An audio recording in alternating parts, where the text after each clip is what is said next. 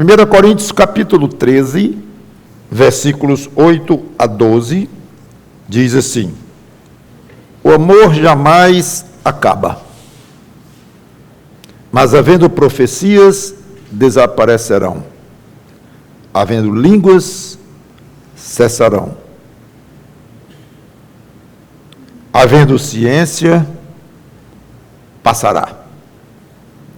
Porque em parte conhecemos e em parte profetizamos. Quando, porém, vier o que é perfeito, então o que é em parte será aniquilado. Quando eu era menino, falava como menino, sentia como menino, pensava como menino. Quando cheguei a ser homem, desisti das coisas próprias de menino.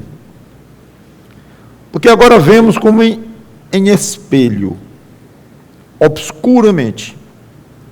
Então veremos face a face. Agora conheço em parte, então conhecerei como também sou conhecido. Agora, pois, permanecem a fé, a esperança e o amor. Esses três. Porém, o maior destes é o amor. Vamos orar. Obrigado, Senhor Deus, pela Tua palavra, difícil que seja, como é o caso, que possamos ser responsáveis na exposição e crescendo mais naquilo que nos compete, com a ajuda do Teu Espírito Santo, e chegando cada vez mais perto da estatura do Senhor Jesus Cristo. Em nome dele te pedimos e agradecemos. Amém. Essa é uma passagem difícil, especialmente por causa da questão carismática dos dons, como nós sabemos, é um desafio. E o apóstolo Paulo vinha desde o versículo 4, falando de uma série de características do amor, como vocês sabem. Essa é a 20ª pregação sobre o amor, só sobre o amor. Ele estava falando de modo absoluto sobre o amor, tipo, o amor é isso, o amor é aquilo, o amor tudo crê, o amor não se conduz inconvenientemente, e todas aquelas características que eu já expliquei, inclusive, praticamente uma para cada domingo. Mas ele não fez nenhuma comparação com outra coisa. Ele dizia, o amor é isso, é isso, é isso, é isso, é isso. Não é aquilo, não é aquilo, é isso. Agora ele fala de uma última característica do amor, e imediatamente ele compara com outros dons. Ao comparar, ele aproveita para aprofundar um pouco sobre o nosso estado futuro. Ele vai mais fundo aqui. Então, logo no início do versículo 8, ele diz, o amor jamais acaba. Ou seja, o amor entrará a eternidade adentro. O que, aliás, é lógico. Se Deus é amor, claro que o amor estará presente onde quer que Deus esteja. E Deus é eterno. Então, enquanto houver Deus, haverá amor. Como nunca ocorrerá de não haver Deus, nunca ocorrerá de não haver amor. Logo, o amor é eterno. Nunca vai se acabar. É interessante, para imaginarmos um pouco, praticar um pouco a imaginação, é pensar na prática do amor na glória, quando chegarmos lá. Hoje, amar, até certo ponto, e temos comentado isto, é nadar contra a correnteza. Eu digo até certo ponto, porque a natureza divina foi implantada no ser humano, Adão e Eva, de uma maneira máxima que podia, seres humanos sem pecado algum, mas quando o pecado veio, ele estragou a natureza humana, estragou de uma maneira muitíssimo profunda, Todos nascem pecadores, não há quem faça o bem, não há nenhum sequer, sabemos disso, nascem condenados para o inferno, inclusive, todos, até que Cristo veio e resgatou os que estavam antes da lei, mas acreditavam em Deus, na palavra de Deus e tudo mais. Seja como for, o amor que Deus infundiu na natureza humana, ele não se acabou com o pecado. A entrada do pecado no mundo, através de Adão e Eva. Então, o amor de Deus continuou nos corações, mas de uma maneira muito imperfeita e muito misturada com o pecado. Então, podemos dizer ainda que o ser humano ainda é a imagem e semelhança de Deus, como diz que o primeiro ser humano foi criado? Sim, mas bastante distorcida. Distorcido ou não, o amor divino ainda está dentro do ser humano. Então, todos os seres humanos, de uma maneira ou de outra, amam. Amam de uma maneira, vamos dizer, bela, natural, e até imitando, de maneira muito, como disse, imperfeita e pequena, o amor de Deus. Então, eu digo que hoje, para o ser humano amar, ele nada contra uma correnteza, porque, por um lado, ele tem um ímpeto de amar, porque ele vem de um Deus que é amor. Por outro lado, ele é cheio de pecado, ao ponto da Bíblia dizer que a natureza dele é pecadora. Então, é uma luta, é nadar contra a correnteza. É a infame luta da carne contra o espírito, como nós sabemos. E essa luta, então, claro que mostra uma dualidade aí em nós. Seja como for, o amar não é fácil, nem para o crente, que agora a natureza humana dele foi transformada numa natureza divina. Não é que somos Deus, mas temos algo de divinos em nós, porque somos filhos de Deus, e nós temos fé no Senhor Jesus Cristo, somos novas criaturas, somos regenerados, tudo isto.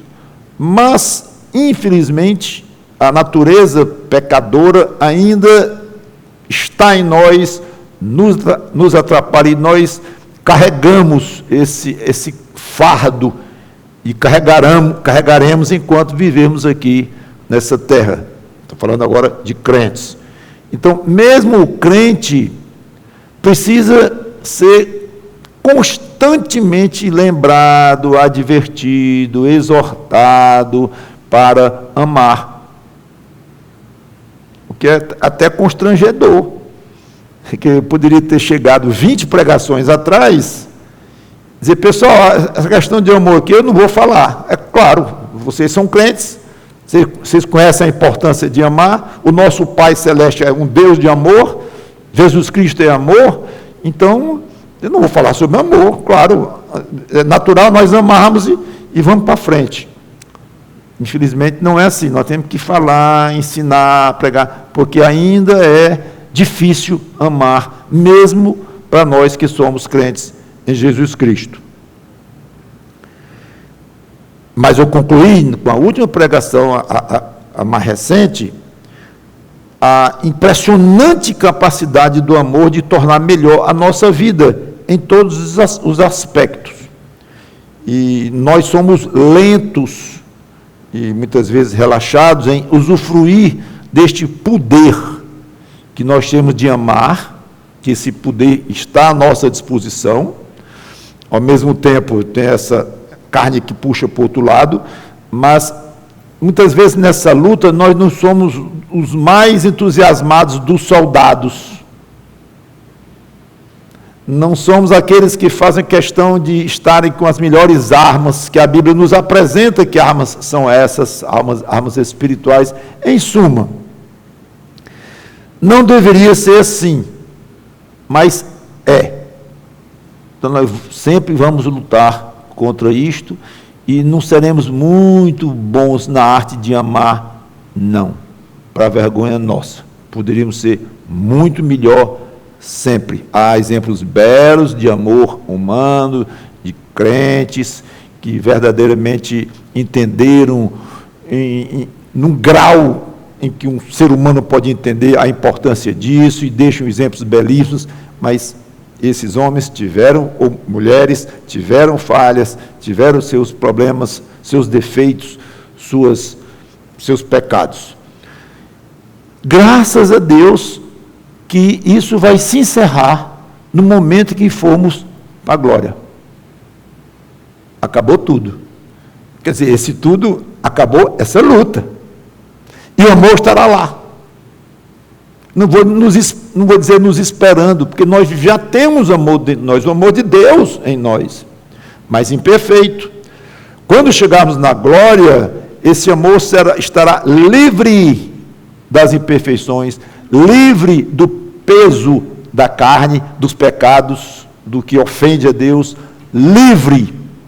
Então será espetacular. E entre todas as maravilhas que nos aguardam no céu, aqui está mais uma: o amor será exercitado em toda a sua plenitude. A minha maneira de ver, será tão desnecessário dizer lá no céu, como a gente diz aqui: ame uns aos outros, vamos nos amar, cuidado com o ódio, com o pecado, com a cobiça e tal. Toda essa exortação, amemos-nos mais e tal. Será desnecessário dizer isso no céu, a meu ver. Tanto quanto é desnecessário dizer assim: irmãos, eu tenho uma exortação para fazer para vocês. Qual é, pastores? Respirem. Pastor, eu estou fazendo isso desde que eu sentei nessa cadeira aqui, e na hora que eu parar, eu pufo. Ou seja, pastor, é muito bom respirar, vai me manter vivo, eu agradeço a sua sugestão, mas não tem o menor sentido o senhor nos exortar a respirarmos, porque é natural. A gente nem sente, enquanto não estiver doente, que está respirando. Então, a minha maneira de ver, e essa mais uma espetacular expectativa para a glória, é esta: é amar livremente, sem nenhuma interrupção de pecado, automático. Então, após citar essa última característica do amor, que o amor jamais acaba, e vai entrar a eternidade adentro, e eu quis expor um pouco este aspecto, para não ser apenas uma informação técnica. O amor não vai acabar nunca, ele é infinito, e lá vai continuar com o amor para sempre. Ótimo, beleza, vamos para frente. É esses momentos que eu acho que a gente deve aprender, se acostumar, exercitar, a parar um pouco e dizer: peraí. O que significa para mim que o amor será eterno? Além de ser racional, é lógico que Deus é eterno, então Deus é amor, aquilo que eu já disse e tal, é lógico mesmo, é racional e tal, mas o que significa para mim? O que eu posso crescer com isso? Que efeito uma verdade dessa tem na minha vida? Então, após essa última característica, o amor jamais acaba, Paulo se comparar com outros dons. Versículos 8, a segunda parte, a 12. Ele mostra, então, que em contraste com o amor, os outros dons são passageiros. Ele citou 3. Profecias, línguas e ciência, que é conhecimento. Nós vamos expor cada um deles, porque lembre que a nossa série não é sobre o amor, é sobre os dons do Espírito. Como o amor é o maior, eu então focalizei no amor, o que levou muito tempo, porque a Bíblia fala muito dele. Mas nós vamos falar de cada um desses dons que a Bíblia comenta, inclusive línguas, e eu não pretendo falar em línguas, mas de línguas, e profecias e tal. Quando vier o que é perfeito, essas coisas encerrarão. Versículo 10. Acho que poucos versículos têm sido motivos de mais discussão pelo menos desde o início dos 1900, quando entrou o movimento carismático no mundo. Aí esse versículo ganhou um holofote enorme, muitas vezes, penso eu, de uma maneira até grande demais. O que é este perfeito? Perfeito. Nos primeiros anos da minha educação bíblica, eu acho que talvez 30% foi gasto nisso. Não vou dizer gastei, né? Mas foi muito tempo. Eu conversando com meus netos hoje em dia. Eu começo esse negócio de língua e profecia. Mesma coisa, eles estão enfrentando isso com amigos, com crentes evangélicos que frequentam outras igrejas, ou chamadas de igrejas e coisas desse tipo e tal. E vem a terceira geração já e vai continuar. Mas na minha época era até mais forte do que hoje. Era muito forte essa questão. Então, isso que é perfeito, são 3 interpretações aqui. E vocês estão pegando aqui o resumo de 40 anos de estudo. Não quer dizer que é a melhor solução, mas é apenas uma sugestão. Quando você encontra uma passagem dessa, em que há discussão pesada sobre o assunto, com livros e livros sendo escritos e coisas assim, até caloradas e tudo, tenha muito cuidado em não dogmatizar. É claro que é isso. Ora, é claro. E os outros? Vou dizer, é claro que é aquilo. Então, já viu que estão sendo imprudentes, dizer que é claro. É claro que não é claro. Na minha cabeça é assim. Primeira maneira de interpretar. Esse é o queridinho, a interpretação queridinha dos não carismáticos. Ou seja, nós. Embora eu não concordo com isso. É a Bíblia completa. É o cânon. Esse perfeito aqui é a completude da Bíblia. Que na época de Paulo estava incompleta, obviamente. Talvez só pelos anos 60 ele escreveu isso aqui. O apóstolo João terminou o último livro, Apocalipse, ano 95, mais ou menos. Então ele tinha 30 anos para a Bíblia terminar de ser completada, no caso o Novo Testamento. Completou tudo, chamado cânon, que é o soma do Antigo com o Novo Testamento. Então a ideia desta passagem é que quando a Bíblia estivesse completa, o perfeito aqui seria o cânon, o final, a última palavra de João em Apocalipse encerrou o cânon. O perfeito é isso. Quando a Bíblia estivesse completa, que aconteceu em 95, depois de Cristo, os dons sobrenaturais, representados aqui pela profecia e por línguas e por conhecimento, perderiam sentido. Cessariam, aliás, não conhecimento, é profecia e línguas, o conhecimento não é considerado um dom sobrenatural. Então, é uma passagem largamente utilizada pelos não carismáticos para mostrar que os dons carismáticos sumiram no ano 95 depois de Cristo, porque a Bíblia ficou completa. Alguns, entre nós inclusive, gente que talvez você conheça, muito respeitado, vão mais longe e dizem, espera aí, onde é que diz que são os dons carismáticos que vão cessar com a Bíblia? São todos. E é um argumento lógico. Não está escrito que são os carismáticos. Inclusive, conhecimento não é um dom chamado carismático. Profecia em língua são, mas conhecimento não é. Então, eu já vi colegas dizerem, não, eu não creio que os dons existam mais, nenhum deles, no sentido de que eles foram dados de uma maneira provisória. Mas, para mim, isso não existe mais, nesse sentido em que ele foi ensinado no Novo Testamento, e que temos o fruto do Espírito, o trabalho do Espírito em nós, e sim, cada membro, o Espírito Santo concede capacidade para servir e coisa desse tipo. Não concordo com essa opinião também, vou explicar um pouco melhor o que eu penso, mas por enquanto vamos para as opções. O ponto forte desta interpretação é que ela explica algo absolutamente inegável, que os dons carismáticos desapareceram da história da igreja cristã por 1900 anos. Isso é história pura. Não há como negar. Não há. É fato. Estamos tratando de quase 2 milênios. Você não tem nem ideia o que é 2.000 anos. De tão grande que é o espaço de tempo aqui.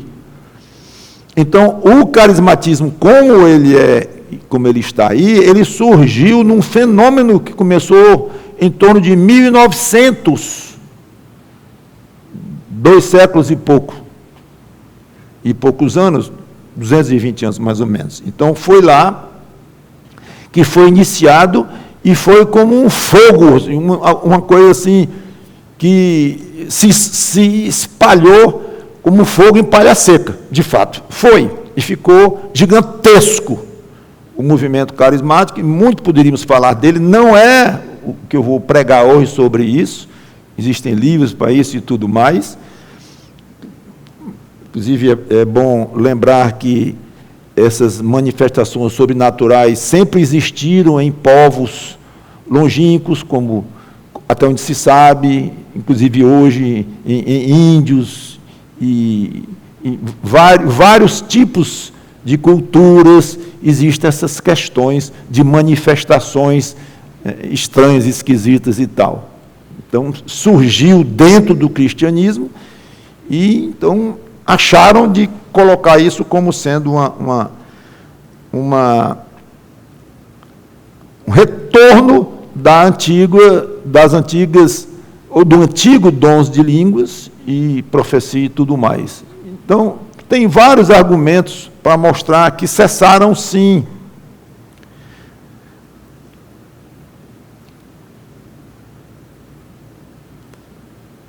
Então, esse é um ponto fortíssimo para essa opinião aqui, que a Bíblia se completou e pronto. Mas, pastor, eu já andei lendo, eu sei que tinha alguns grupos que se chamavam de cristãos que praticavam alguma espécie de carismatismo e tal, de fato, mas eram grupos esquisitos, rejeitados, tidos como estranhos e não aceitos pela ortodoxia cristã de jeito nenhum. Mudou muito depois de 1900, mas é muito tempo. Pontos fracos desta opinião. O versículo 11 dá a ideia de aperfeiçoamento em nós. Quando ele diz aqui que era menino, falava como menino e tal, mas quando chegou a ser homem, desistiu das coisas de meninos. Então, o cânon, ele assegurou o encerramento das revelações de Deus, encerrou ali a Bíblia, e dá um certo conforto, muita segurança, claro, mas ele não aperfeiçoou espiritualmente o interior de ninguém, o íntimo de alguém. Não houve uma interferência espiritual nos crentes após o término do Novo Testamento. Não tem sentido pensar assim. Então, não bate bem este aspecto. Versículo 12 também é um ponto fraco para esta explicação. É quando ele fala, quando ele diz, eu conhecerei face a face, estarei face a face, conhecerei como sou conhecido. São expressões muito fortes para explicar o relacionamento entre o crente e a palavra de Deus, ou mesmo entre o crente e Deus, porque a Bíblia se completou. Alguns dizem, não, como a Bíblia, alguns que explicam assim, como a Bíblia é a palavra de Deus completa, e quando você lê a Bíblia, é como se você estivesse vendo Deus face a face, ou você está sendo conhecido de uma maneira perfeita, plena, porque agora é a Bíblia completa e tal. Pessoalmente, eu acho forçar isso. Então, eu não adoto este versículo para explicar o término dos dons carismáticos, que eu estou convencido que terminaram, convencido que cessaram, convencido que o movimento carismático não é autenticamente cristão. Não estou dizendo que todo mundo que pratica não é crente, nem é salvo em Cristo, absolutamente, mas que não é um fenômeno praticado de uma maneira cristã e dentro dos padrões cristãos, não é. Então, a segunda opinião, não é segundo a minha opinião, mas a segunda interpretação é que aqui está falando do amadurecimento da igreja. Não está falando de dom A, dom B, dom C, mas simplesmente que na terra a igreja ia amadurecendo passo a passo. E certos dons iam sendo dispensados ou desnecessários. Pontos fortes é que a palavra traduzida como perfeita não é uma tradução perfeita. Provavelmente, porque, embora ela possa ter esse sentido, mas o sentido mais comum da palavra no grego, telios, é completo ou maduro, sem faltar nada, completou, encheu uma medida ou coisa assim. Esse é o sentido desta palavra aqui. Não quer dizer perfeição absoluta como Deus. Não. Então, seria assim, quando vier o que é maduro, quando vier o amadurecimento, isso cai bem com a ideia de um crescimento paulatino da igreja. Pode ser. E mais de acordo com o versículo 11, que dá a ideia como o menino que vai crescendo e fica adulto. Ponto fraco é que o versículo 12 fica meio sem sentido, porque por mais que a igreja amadureça, as condições do versículo 12, de ver face a face, conhecer como é conhecido, isso não virá com o amadurecimento da igreja. Terceiro e último, está falando da vida na glória com Cristo. Esse perfeito é isso. Então, nesse caso, os três dons, profecias, línguas e conhecimento, eles são dados como representativos de todos os outros dons, como se Paulo estivesse dizendo o seguinte: todos os dons são provisórios, igualmente provisórios, sem entrar em detalhes A, ou B ou C, e eles só vão deixar de existir na glória. Pronto. Na glória não vai ter mais dom nenhum. Claro, exceção do amor. Ponto forte, o apoio no versículo 12, que dá uma ideia clara da existência na glória, de ser conhecido como ver face a face. Ponto fraco, a palavra no grego de amadurecimento não combina bem, porque vamos amadurecer quando estivermos com Cristo e tudo, não, vamos ficar completos e tal. Não combina muito bem. Mas poderia ser, mas não é tão forte a ideia. E a analogia de crescimento lento do versículo 11, eu era menino, fui crescendo, fui deixando as coisas de menino e tal, e isso não combina com a transformação repentina que nós teremos na glória. Nós não vamos evoluindo lá na glória para chegarmos amadurecendo na vida cristã. Nós vamos amadurecendo aqui, mas na glória não. Então, provavelmente Paulo não está falando especificamente da glória, mas tem alguma coisa aqui na terra que ele está falando. Parece que está meio misturado. Uma vez conversando com o pastor Alan Peace Baker, que nos deixou há pouco tempo, está na glória já,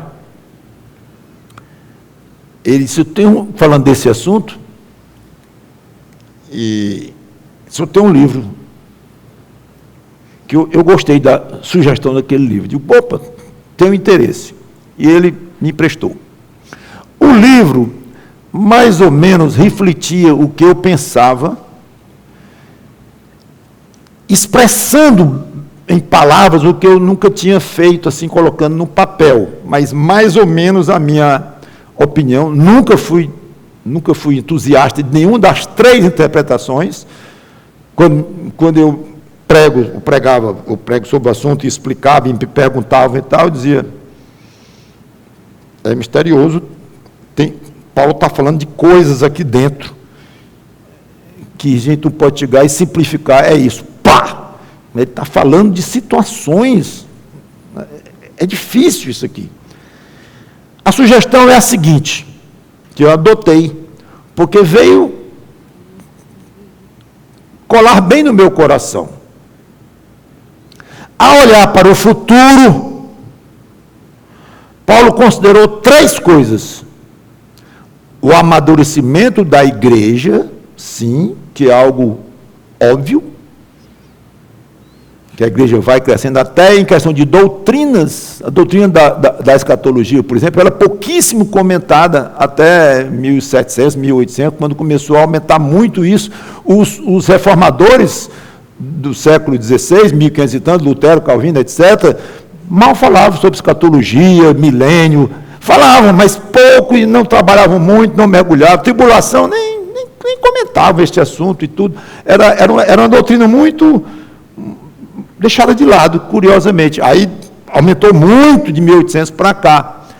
E há livros sobre o desenvolvimento das doutrinas na história da igreja cristã, como se o Espírito Santo pegasse certas épocas da igreja cristã e fizesse a igreja amadurecer em doutrinas já reveladas, claro, o cânon encerrado, mas como se ali o Espírito Santo resolvesse levar o conjunto de crentes vivos na época a ser atraídos por essas doutrinas na Bíblia e desenvolver os teólogos e as discussões e tudo mais.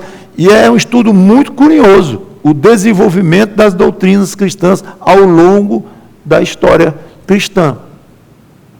Então, nesse caso, eu quero dizer com isso o quê? Que a igreja, tem muito sentido você falar em amadurecimento da igreja. Sim, tem todo o sentido. Então, é como a própria formação do cânon, é óbvio que contribuiu para isto. Como eu disse, a segurança que nós temos em dizer assim, não há doutrina nova, não há, acabou-se.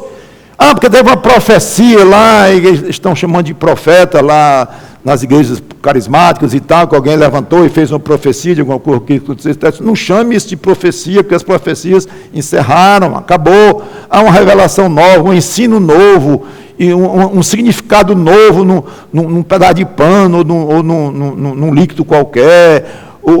Mil coisas que vão dizendo, que vão somando com o que está revelado. Isso é falso. Por quê? Porque está encerrado. Então, dá uma segurança enorme para nós crentes hoje, dizer assim, não acredito, não aceito, rejeito qualquer coisa que não esteja revelado nas Escrituras. Isso é forte. Então, 30 anos depois de Paulo escrever isso aqui, a igreja encerrou. Deus encerrou o cânon, e ainda passaram 300 anos discutindo quais os livros que estavam ou não no cânon. O livro de Hebreus sofreu para entrar no cânon. Foram 2, 3 séculos a igreja discutindo se colocava ou não o livro de Hebreus no cânon. Uns diziam, não, ele faz parte, ele é tão autêntico quanto um outro livro do cânon inspirado. Não, Hebreus não é inspirado. Não é. Até que os concílios e tal encontraram lá uma unanimidade, ou a maioria tal, que resolveram oficialmente que o livro de Hebreus estava no cânon. Aí é bom sempre dizer, quem coloca um livro no cânon é o Espírito Santo, não foi o concílio. O concílio apenas reconheceu, e a igreja, de uma maneira geral, aceitou, e os crentes aceitam de coração. Tudo bem, mas é um assunto que não é muito fácil, mas que mostra um amadurecimento da igreja ao longo disso aí, mostra. Então, é como Paulo olhou o amadurecimento da igreja, culminando com a vida na glória. Claro, que é o caminho de todos nós. Ele não tinha ideia de quando Cristo voltaria. Existem alguns mais afoitinhos que dizem que ele se enganou. que Paulo estava certo que Cristo ia voltar ao longo da vida dele, mas coitado, se enganou. Claro que Paulo pode se enganar como nós, mas nunca escrevendo as Escrituras, que são inspiradas.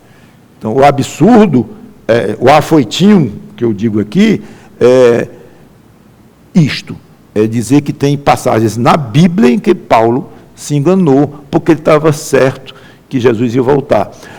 A maneira que muitos veem, como eu, não é que ele não estava certo se ia. Aí eu já concordo. Quando ia, e que há uma oscilação e uma hesitação, até própria, óbvio que ele não sabia, isso não foi revelado para Paulo. Poderia ser enquanto Paulo vivia? Poderia. Pelo menos teoricamente. Enquanto isso, a igreja, enquanto Cristo não voltasse, a igreja ia o quê? Amadurecendo. Amadurecendo. Em todos esses sentidos que eu já comentei. Com o amadurecimento, pouco a pouco, iria perdendo a igreja e perdendo a necessidade de certos dons. Conforme a analogia do versículo 11. Menino vai crescendo e vai ficando mais maduro. Mas esse amadurecimento seria e será imediatamente interrompido quando Cristo voltar. Então, quando Cristo voltar, acabou tudo. Dons, carismáticos, não carismáticos, os carismáticos já tinham, entendendo que eles já tinham passado, mas os outros não. De uma hora para outra, todos nós estaremos nas nuvens com Cristo no ar. É o que nós cremos dentro do ensino pré-tribulacionista. Ou seja, a igreja vai passar por um processo instantâneo, não de amadurecimento mais, mas de completude. Seremos como nós seremos. Aí aplica o que está lá no versículo 12. E claro que Paulo não sabia quando é que ia acabar uma fase e começar a outra.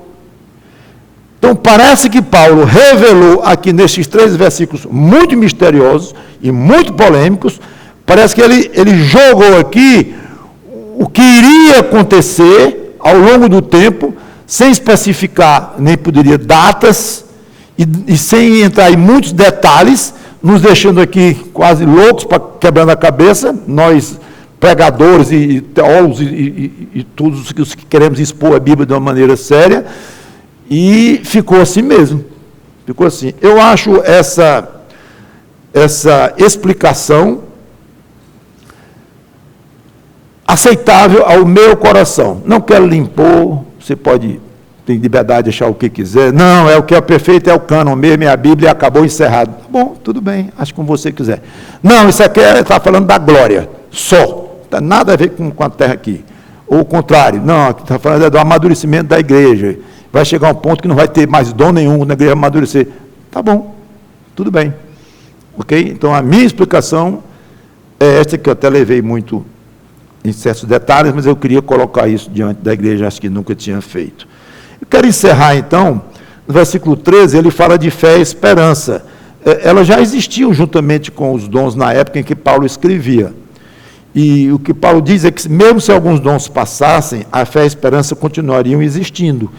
Aqui na terra, o que é óbvio, inclusive, mas é bom lembrar isso. Agora, pois, permanece a fé, a esperança e o amor.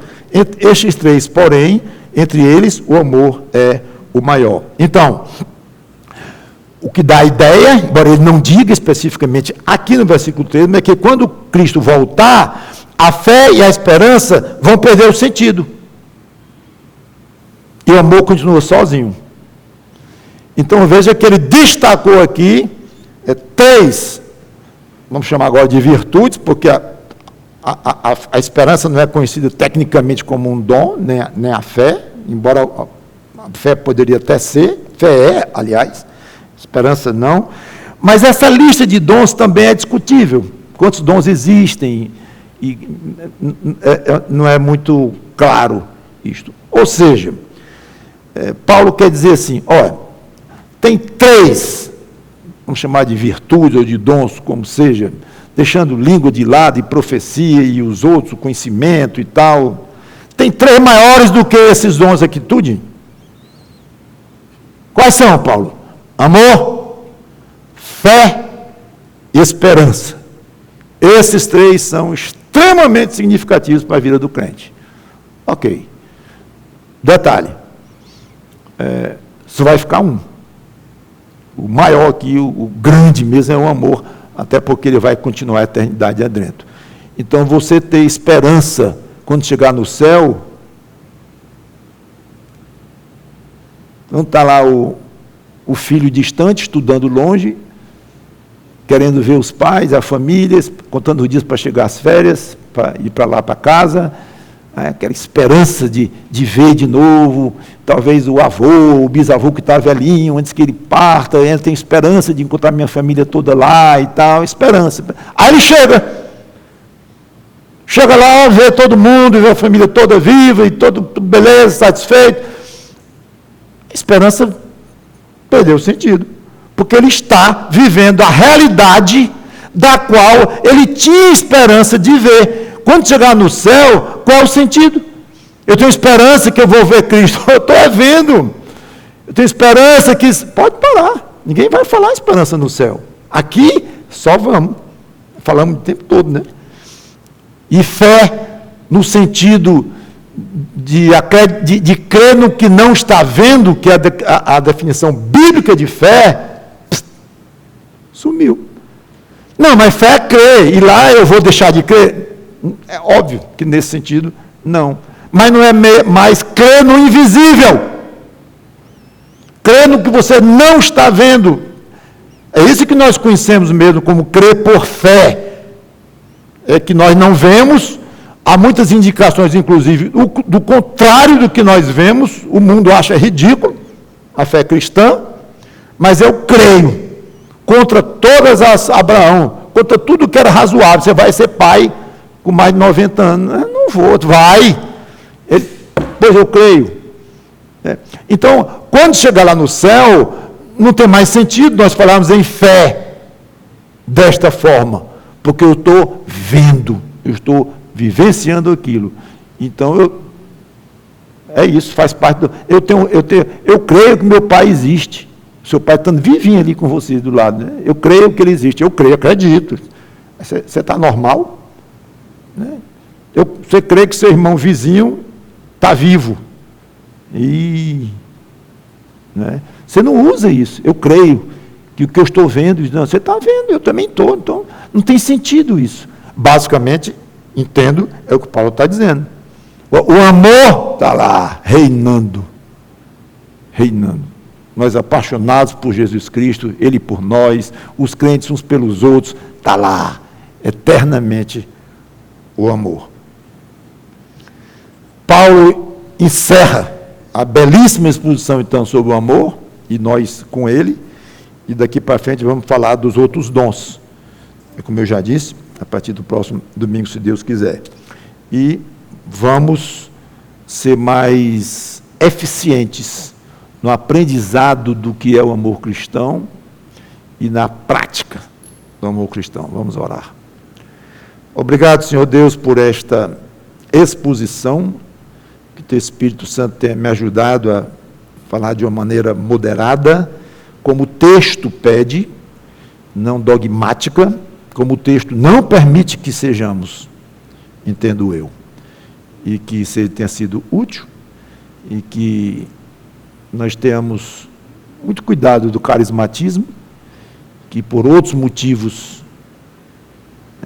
na minha concepção, claros, indubitáveis, não é praticado hoje de uma maneira legítima, bíblica, à parte do tamanho que tem hoje o movimento, à parte dos que realmente são salvos ali dentro. Eu não vou nem posso entrar neste tipo de detalhe. Seja como for, estamos felizes com os dons que cremos que Tu ainda distribui entre nós, como vamos ver. Alguns nem sabemos o que é direito. Se algum desapareceu também, pode ser. A Bíblia não é tão clara quanto a isso. Então, dá-nos essa largueza. Mas que nunca percamos de vista, isso é muito importante, Senhor, para os corações de todos nós, a definição de dom como uma capacidade que o Espírito Santo dá para o crente servir na sua igreja. Com dom ou sem dom existente hoje, é extremamente importante cada crente servir na sua igreja. Em nome do Senhor Jesus Cristo, te pedimos e agradecemos. Amém.